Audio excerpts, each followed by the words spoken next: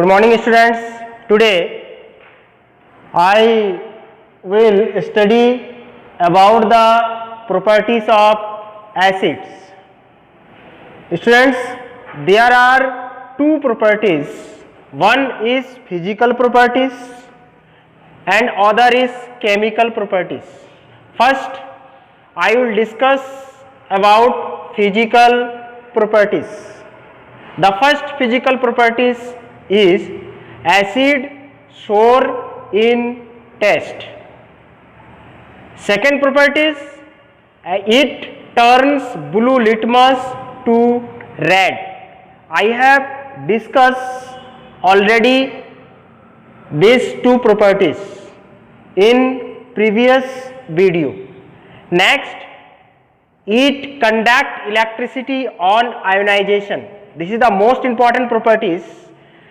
On ionization process, acid conduct electricity because when any solid or the dry substances dissolve in water, it produce ions.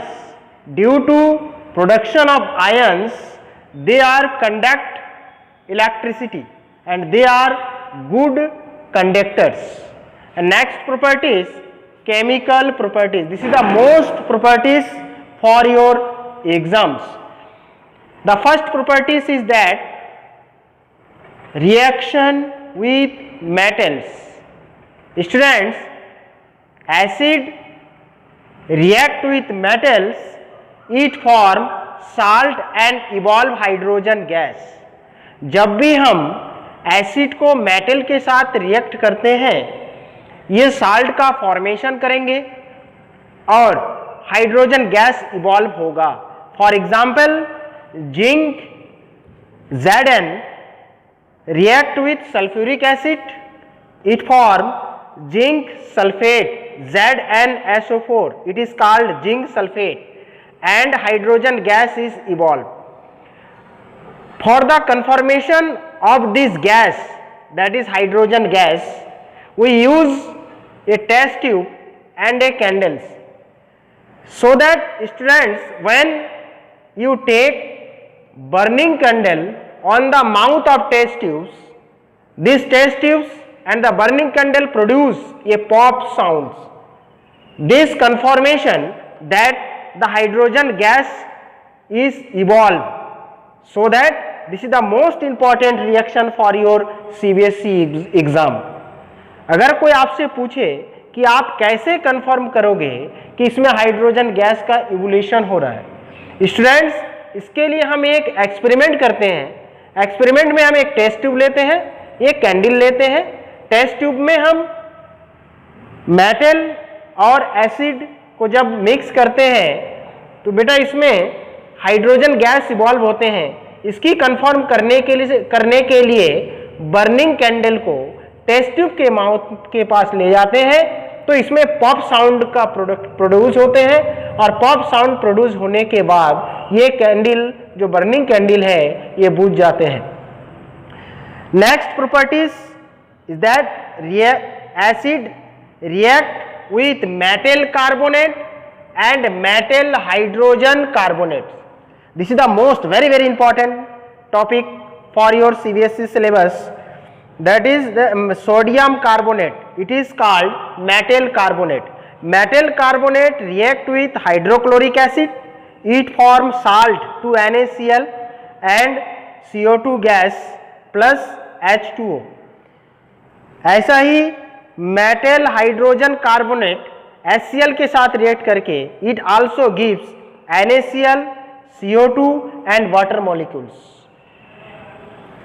So that जब भी हम metal carbonate या metal bicarbonate को किसी भी acid के साथ रिएक्ट करेंगे तो उसमें बेटे एक साल्ट बनेगा और इफरवेसेंस के साथ CO2 गैस इवॉल्व होंगे और वाटर मॉलिक्यूल्स बनेगा. अब यहाँ पे क्वेश्चन आता है कि सर हमें कैसे पता करना है कि CO2 गैस इवॉल्व हो रहे हैं. स्टूडेंट्स, इसको कंफर्म करने के लिए वी ऐड लाइम वाटर. हम क्या करते हैं, लाइम वाटर को ऐड करते हैं. जैसे ही लाइम वाटर ऐड होते हैं, वैसे ही एक व्हाइट प्रेसिपिटेट हमें मिलते हैं जिसको कहते हैं हम calcium carbonate. When the calcium hydroxide, it is the chemical name of the lime water, calcium hydroxide. Calcium hydroxide is passed on CO2 gases, then it converted calcium carbonate, white precipitate, and it gives milky color. So that अगर यहाँ पे और भी it is also insoluble substances in water.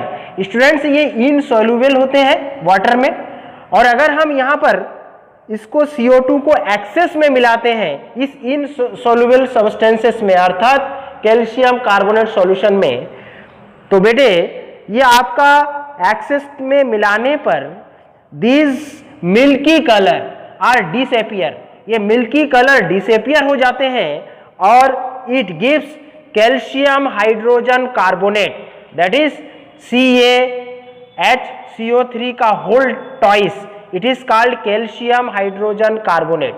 जब भी हम CO2 को access में मिलाएंगे कैल्शियम कार्बोनेट के साथ, ये बेटे आपका कैल्शियम हाइड्रोजन में कन्वर्टेड हो जाएगा और वाटर सॉल्युबल सब्सटेंसेस हो जाएंगे। Students, next chemical properties, this is the important properties also, reaction with base.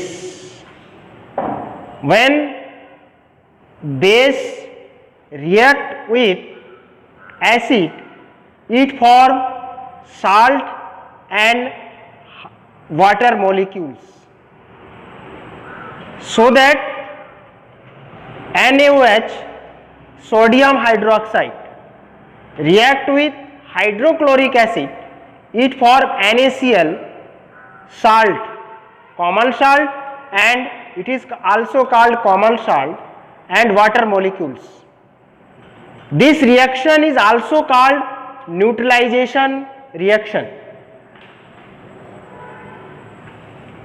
कभी अगर आपसे कोई पूछे कि न्यूट्रलाइजेशन रिएक्शन क्या होते हैं, so that when strong acid react with strong base and strong acid react together and the form sodium chloride and water molecules, these reaction is called neutralization reaction।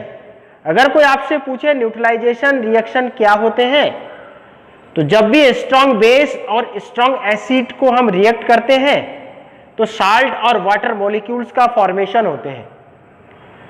इस रिएक्शन को ही neutralisation reaction कहलाते हैं। If anyone asks to you any question, when the strong acid react with a strong base, then what type of the salt is formed? अगर कोई आपसे पूछे कि strong acid और स्ट्रॉन्ग बेस को रिएक्ट करेंगे तो किस टाइप के साल्ट का फॉर्मेशन होगा, तो बेटे जो साल्ट का फॉर्मेशन होते हैं वो न्यूट्रल साल्ट होते हैं। अगर हम स्ट्रॉन्ग बेस और वीक एसिड का रिएक्ट करते हैं तो बेटा स्ट्रॉन्ग बेसिक साल्ट का फॉर्मेशन होते हैं। अगर हम वीक बेस और स्ट्रॉन्ग एसिड का फॉर्मेशन रिएक्ट करते हैं तो बेटे हमारे पास स्ट्रॉन्ग एसिडिक साल्ट का फॉर्मेशन होते हैं। तो इस टाइप की जो रिएक्शन है, जब भी हम स्ट्रॉन्ग बेस और स्ट्रॉन्ग एसिड का रिएक्ट करते हैं तो उस रिएक्शन को हम न्यूट्रलाइजेशन रिएक्शन कहलाते हैं। इंपॉर्टेंट रिएक्शन है for your exam. Next chemical properties is that acid are corrosive in nature। चूंकि in this chapter हम मोस्टली मिनरल एसिड पढ़ रहे हैं, और बेटे ये जो मिनरल एसिड्स होते हैं these are corrosive। आपने देखा होगा घर में तेजाब होते हैं, कभी अगर कपड़े वगैरह कुछ उस तेजाब उसके कपड़े के ऊपर अगर लग जाता है तो बेटे वहाँ से वो जो कपड़े हैं वो कपड़े की खराब हो जाते हैं, फट जाते हैं। जैसे भी और भी अगर स्किन में भी गिर जाए तब भी बेटे वहाँ पे आपका जल जाते हैं, बर्निंग हो जाते हैं, वहाँ पे आपका घाव बना देते हैं। इसलिए मोस्टली जितना भी मिनरल एसिड्स है all are corrosive in nature. अब बेटे यहाँ पे क्वेश्चन आते हैं कि इंपॉर्टेंट क्वेश्चन है कि भाई ऐसा ड्राई HCl या सॉलिड सब्सटेंसेस क्या गुड कंडक्टर होते हैं? Students, in dry condition and in the solid condition any substances does not good conductor. क्यों नहीं होते हैं? क्योंकि they are not ionized. Dry condition में और सॉलिड कंडीशन में वे आयोनाइजेशन नहीं होता है, अर्थात आयंस का फॉर्मेशन नहीं करते हैं. इसीलिए in dry condition and solid condition the substances और the acid are not good conductor of electricity. Next question ये आता है कि हमें एसिड को कॉपर पॉट में या ब्रॉन्ज जो कांसे वाली बर्तन होते हैं उसमें नहीं रखना चाहिए. क्यों नहीं रखना चाहिए? इट रीजन इज दैट हम जानते हैं कि जितने भी एसिड होते हैं, mineral acids, they are reactive with the metals. Metal के साथ रिएक्ट करते हैं और रिएक्ट करने के बाद वो जो सब्सटेंसेस बनते हैं वो आपका पॉइजनस सब्सटेंसेस का फॉर्मेशन होते हैं जो हमारे बॉडी के लिए हार्मफुल होते हैं. इसीलिए कभी भी एसिड को कॉपर या ब्रॉन्ज की बर्तन में नहीं रखना चाहिए. So that this is the properties of acids